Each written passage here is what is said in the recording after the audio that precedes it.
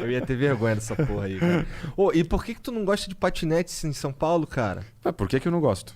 Ué, porra, você não foi tu que jogou tirou os patinetezinhos que tava Imagina. os caras botando? Imagina, a gente criou uma regra para poder usar patinete na cidade de São Paulo. Que é qual? A regra é quem é que recolhe, quem é que tem que ter um seguro, como é que é a relação entre a empresa e a pessoa que utiliza o serviço. E hoje a gente tem empresas que fazem isso na cidade de São Paulo. O que não podia ter era, não, porque é uma novidade, então pode andar onde quiser. Pode andar na calçada, pode andar na rua, pode andar não sei o quê. Pô, em Paris morreu gente. Então a gente criou uma regra para a utilização do patinete na cidade de São Paulo e pronto, acabou. A regra está definida. As empresas continuam a prestar o serviço, inclusive ajudou elas, porque agora elas conseguem saber se vale a pena investir, se não vale a pena investir. É um pouco como o automóvel. Não tem a regra, você vê o sinal vermelho, você tem que parar. Sim, claro. Não tem nenhum problema com a regra. Na verdade, a sensação que eu... O que acontece? Eu fico por aqui direto. Minha vida... Na verdade, eu me mudei pra São Paulo tem 3 ou 4 meses, alguma coisa assim. Eu morava em Curitiba, eu vinha toda semana fazer o programa, mó merda. Aí, teve uma vez que eu não tava no Brasil. Eu tava em Los Angeles num patinetezinho. E aí eu abri o Instagram e eu vi uma foto da prefeitura de São Paulo com um caminhão assim, colocando uns patinetes pra cima e tal. E o que me chamou muita atenção foi o que tava escrito de legenda, que era um bagulho assim: às vezes o prefeito tem que agir como se fosse... Posso estar... Minha memória pode falhar aqui. Pai de adolescente. Pai de adolescente. Eu fiquei, caralho, o cara... E olha isso, cara. O cara virou do nada meu pai, que eu nem queria esse cara de pai, mané. E eu em cima do patinetezinho amarradão. Calma, filho, eu te aceito, cara. Calma. Tá ligado? E o cara... Mas isso é importante. A gente tem que começar a entender que o Estado não é nosso pai, tá ligado? O prefeito, você não é nosso pai, cara. Eu não sou, mas eu sou o responsável pelo que acontece na cidade de São Paulo. Nem tanto tu é responsável. Você não é responsável. Aqui é uma loucura. O ser humano é um bando de maluco, mano. Tu não é responsável por tudo que acontece nessa porra dessa maluquice que a gente chama de cidade de São Paulo, mano. Pô, peraí, né? É isso que eu falo. E eu acho que vocês... Mas o lance da regra do patinete aí eu tava por fora. Eu achei que fosse uma... proíbe aí. Não. Eu não fui lá ver se tinha. Aliás, a regra que a gente usou aqui na cidade, ela passou a ser usada nas outras cidades que não sabiam como regulamentar a questão. Tudo que é novo gera esse desafio. Né? Eu não tenho nada contra a inovação, muito pelo contrário. Aliás, o problema da mobilidade é um problema grave na cidade de São Paulo. É algo que precisa realmente de novos modais para poder ajudar as pessoas. Monociclo mas elétrico. aí tu tá dando mole, Bruno. Monociclo elétrico. Então, mas por favor, não passa nenhuma lei. Por favor, não passa nenhuma lei pra ele, por favor. Tu tá dando mole, cara. Só lançar o aerotrem, porra. Caralho, todo mundo sabe que tô falando essa porra há mó tempão. Se você deixar só o bigode, eu vou ver que é você, Levi. Descobriu o Igor, na verdade. Merda. Mas de fato é um problema sério. Isso aí teve um dia... Eu ainda não morava aqui, eu vinha a trabalho. E aí eu saí... Eu tinha mais ou menos 2 horas pra chegar no aeroporto. Puta merda, a pior coisa que eu fiz foi pegar um Uber. Porque eu fui chegar perto do aeroporto 4 horas depois. Aí o cara do Uber falou assim: cara, era melhor ter ido de patinete. Puta, pior que era, cara. Mas aí tem o... entrando em Uber, esse é um tópico interessante. Você acha que não já tá na hora de parar de fuder os táxis? Em que sentido? Tira um monte de coisa que eles têm que... Um monte de coisa que eles têm que ter, tá ligado? Pra ser táxi. Tira essas paradas dele, porque a gente já viu que não precisa ter que ter, na real, tá ligado? A gente tem um monte de cara com uns carros nada a ver aí andando do de estilo. Uber. O que ele não precisa ter pra poder ser táxi? Vamos... Cara, eu acho que ele precisa ter pra ser táxi? Eu vou dizer pra você o que ele precisa ter. Ele precisa ter ficha limpa na polícia, tá ligado? Você acha que qualquer um pode ser? Se tiver ficha limpa na polícia... Não, você acha que o ficha limpa não é preciso, é isso? É preciso. Então tá bom. Ficha limpa na polícia. Não, tô entendendo que você tá falando que não precisa mais. Não, o que é preciso ter. Ficha limpa Não, na vamos polícia. entrar só o que precisa, mas você acha que não precisa mais. É que eu não sei de tudo, na verdade. É muito mais fácil falar o que precisa ter, que são poucas coisas. O que precisa ter. Você viu? Isso é chamado preconceito. Não, isso Vocês exigem muito do táxi, vamos liberar. O que precisa liberar? Bruno. Eu não sei. Mas Calma, precisa liberar. vamos lá. Vamos ver. Vamos ver se vai chegar. Tá, o que precisa ter? Vamos ver.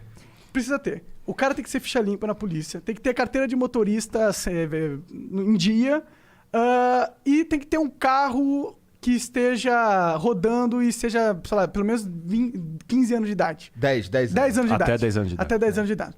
É isso. Pronto, ele pode ser taxista. Pum, acabou. Tem que comprar o taxímetro e cadastrar na rede de táxi. Pronto. E qualquer um poderia ser táxi. Desde que esteja ficha limpa e é isso. É um problema isso? Seria um problema para a cidade? Bom, vamos pensar o que aconteceria. Você pode chegar a um momento de você ter um excesso de oferta além da demanda? Já tá acontecendo isso. Não, no táxi. É porque o táxi você pega corredor. Humano, né, cara? O táxi tem algumas, o táxi tem algumas vantagens que o serviço de Uber não tem. Entendi. Né? Então você paga a mais, tanto que tem gente que continua a utilizar o táxi, porque ele tem algumas vantagens que o serviço de Uber não tem. Sim. Né?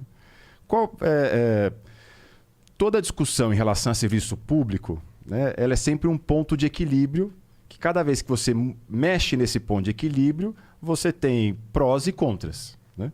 Então, quer dizer, a desregulamentação que poderia gerar a um problema de você ter uma quantidade imensa de pessoas prestando esse serviço, né?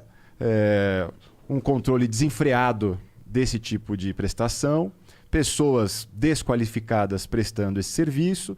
Então, não é simples qualquer mudança que você faz nisso. E o que eu faço, por exemplo, com quem pagou para a prefeitura para poder ser táxi? Eu devolvo o dinheiro? Você fala assim, cara, olha, o mundo mudou. Estamos em 2020. Pau no seu cu. E aí, a partir de agora, todas as gerações desse cara te odeiam.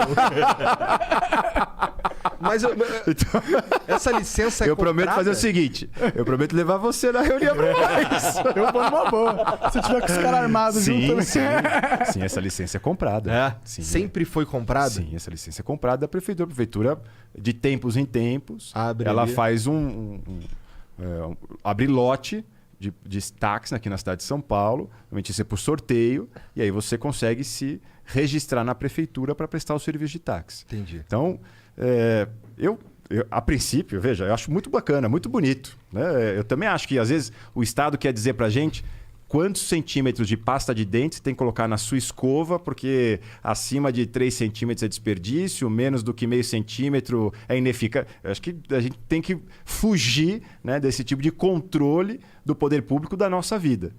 Mas toda ação, você tem uma reação que precisa ser medida. Né? Esse já é um serviço que existe na cidade de São Paulo, e quando você tem a desregulamentação, você também vai ter aquelas pessoas que vão ser prejudicadas. Eu sinto que hoje em dia quem usa táxi é velho, mano. Eu não uso táxi, tá ligado?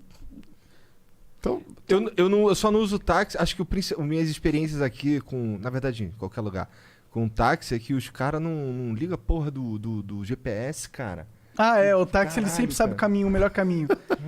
Tá vendo? É tecnologia. Ninguém falou pra ele, tu vai, tal rua. A gente vai falando de desregulamentação e o cara já quer obrigar o táxi a usar o Waze. Eu quero, porque se o cara ele quer me perguntar como mas não deu um minuto de conversa, ele já quer uma regra nova. Eu não tá sei. Vendo? O cara vira pra mim, como chega lá? Não sei.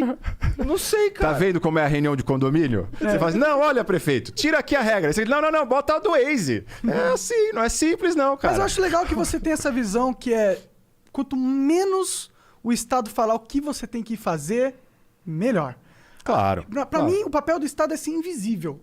Se eu vivesse minha vida sem perceber que o Estado existe, seria a melhor vida possível. O Estado ele precisa ser o necessário. Tá? Mas se ele for invisível... Não é questão dele ser mínimo ou máximo. Ele tem que ser o necessário. Porque é o seguinte, você precisa reduzir desigualdade social.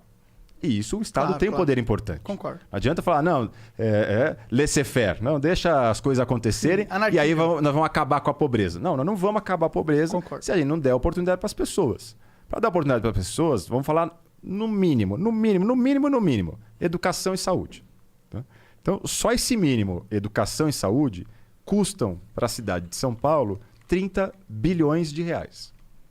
Só esse mínimo, nós estamos falando de metade do orçamento da prefeitura. 30 bilhão. 30 bilhões de reais. Muita grana.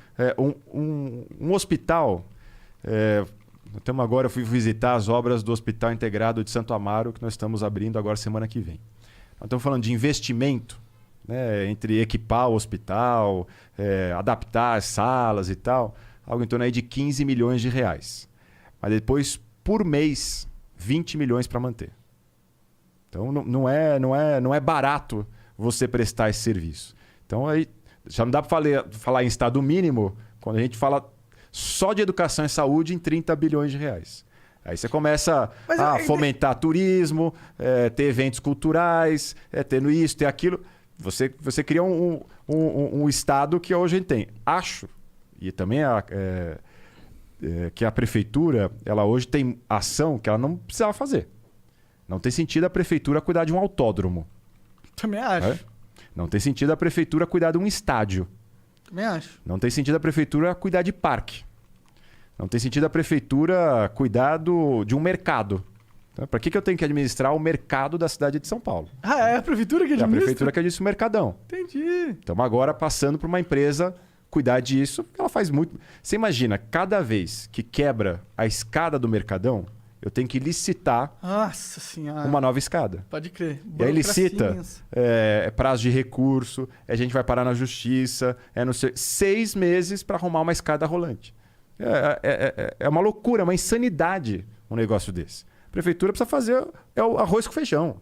Ela precisa cuidar do posto de saúde, precisa cuidar da escola. Não vai cuidar da escada rolante do mercadão. Então, tem muita coisa que o poder público faz que dá para você passar para a iniciativa privada.